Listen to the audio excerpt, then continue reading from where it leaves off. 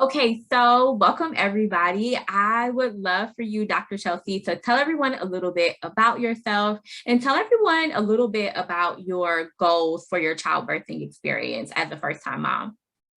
Okay, so I am Dr. Chelsea Warnicki. I'm a chiropractor in the Akron, Ohio area. I've been practicing for 7 years, first time mom. And so going into the birthing experience and being pregnant, I'm the last of my siblings to have kids and the last of a lot of my friends to have kids. So kind of, Mm. got a lot of information and feedback from them, but also wanted to feel really supported in my journey because everybody's experience with pregnancy and childbirth and having kids is so unique and different. So my thoughts and plans going into being pregnant and childbirth was that I wanted to have as natural as a birthing experience as possible. I was thinking that I didn't want to do an epidural, but was possibly open to it. And I knew for sure I wanted to have a vaginal delivery. So those were my main goals with going into the experience. Let me ask you this, because I feel like a lot of us have ideas, right, for what we want to experience in our childbirthing process, but sometimes we face like obstacles or like challenges with the goals that we have. So, were there anything that you can think of that were some obstacles or challenges or some things that came up when you thought about your vision for your birth? Yeah, so thinking about my vision for my birth, like I know me and my mentality and my personality is I wanted to keep it more of like a flow chart kind of thing. Like I want it to go this way, but if this happens, then we can go down that path. And so I wanted to be flexible with it, but I knew that I had, I guess, preferences.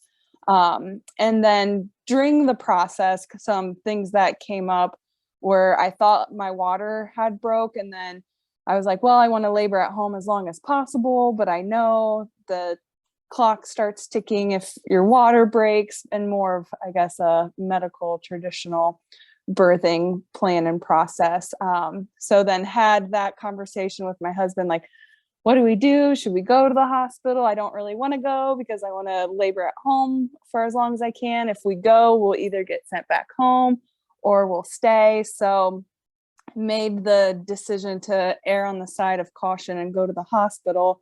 And then I had to stay because my blood pressure was elevated and my liver enzymes were also starting to elevate, which was probably mostly due to stress and excitement and the anxiety of like, oh my gosh, am I going into labor? Is this child going to be here soon? Or is it still going to be a couple of days?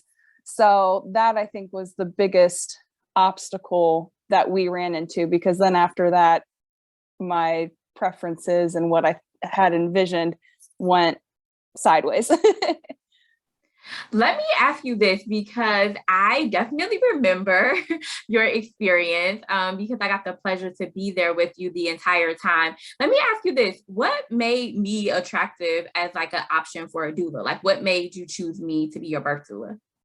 Yeah, so I chose you to be my birth doula. Number one, I wanted to go with a doula because I wanted Corey, my husband, to kind of know what to expect and know how to help. I know Corey and men in general, they want to help, they want to fix things, and but if they don't know what to do, then they get frustrated or just kind of sit back and are like, I feel useless because I don't know how to help you. So I wanted a doula to help my husband feel prepared and to feel confident in how to help me during labor, how to get through contractions. So yeah, mostly just so he was a little bit more prepared and knew what to expect as well.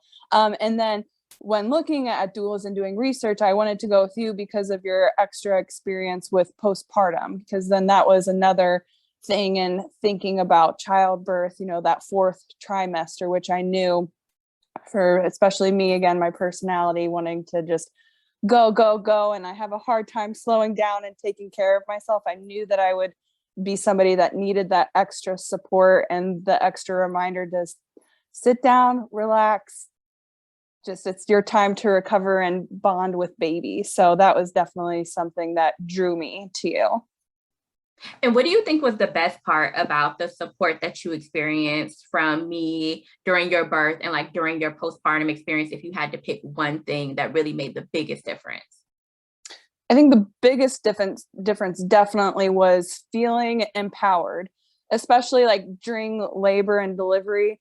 I know like at one point I was like, how I'm pushing and how the nurse is kind of guiding me to push is just not working. I feel defeated. And then I kind of started to push on my own, and I turned to you. I'm like, can I keep doing this? Like, what do you think? And just having you to turn to and to feel empowered to just allow my body to kind of guide the pushing and birthing process was great. I don't know if I wouldn't have had you there, if I would have felt empowered to listen to my body. And then postpartum too, again, feeling empowered to say, I need help, to have conversations with my husband about feeling like the need for more support. And then feeling empowered to just take that time for myself and allow my body to rest and recover, and maybe not hold up to other people's expectations of what I was supposed to do or how I was supposed to feel postpartum. So yeah, definitely feeling empowered just to honor myself and to just listen to my body. I love that. Okay, so you talked a little bit about your birth story and how things kind of went left, right? You kind of had that elevated blood pressure, you had some elevated liver enzymes. Overall, because you did experience a birth that maybe didn't go exactly the way that you planned, how would you describe like how you felt after your birthing experience overall?